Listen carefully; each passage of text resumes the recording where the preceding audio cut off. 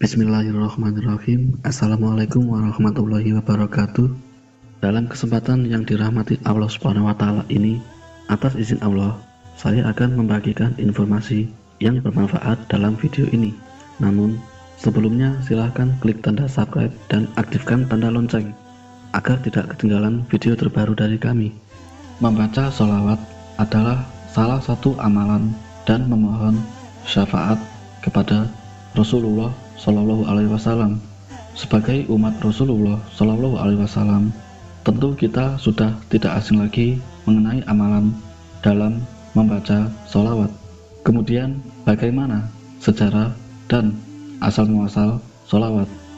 Membahas mengenai sejarah sholawat tentu tidak terlepas dari surat Al-Ahzab ayat 56 yang artinya sesungguhnya Allah dan malaikat-malaikatnya bersolawat untuk Nabi. Hai orang-orang yang beriman, bersolawatlah kamu untuk Nabi dan ucapkanlah salam penghormatan kepadanya.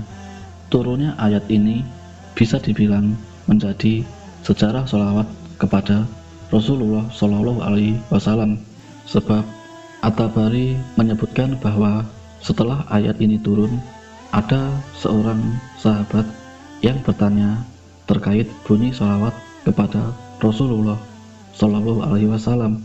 Kemudian Rasulullah Shallallahu Alaihi Wasallam menyebutkan sholawat Ibrahimiyah sebagaimana yang biasa kita baca pada tahiyat akhir pada saat kita menunaikan sholat.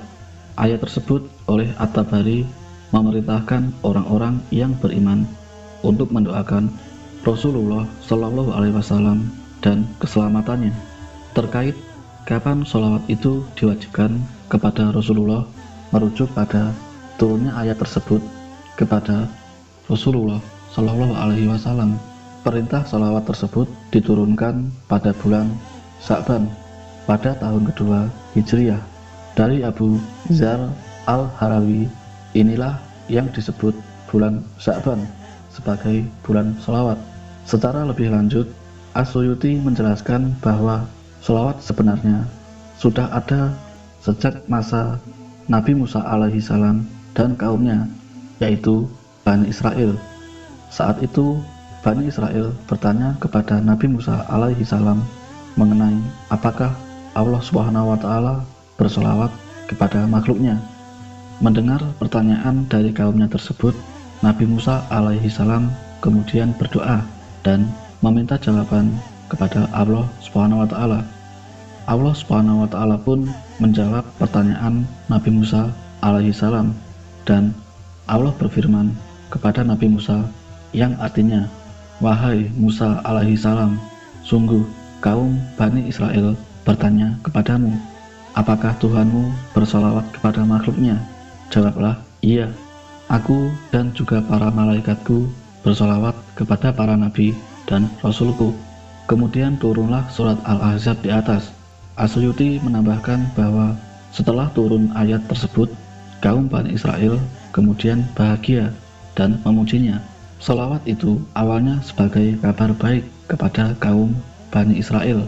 Namun Allah Subhanahu wa taala juga memberikan keutamaan kepada para nabi melalui sholawat kepadanya terlebih dahulu, karena semuanya disampaikan melalui perantaranya.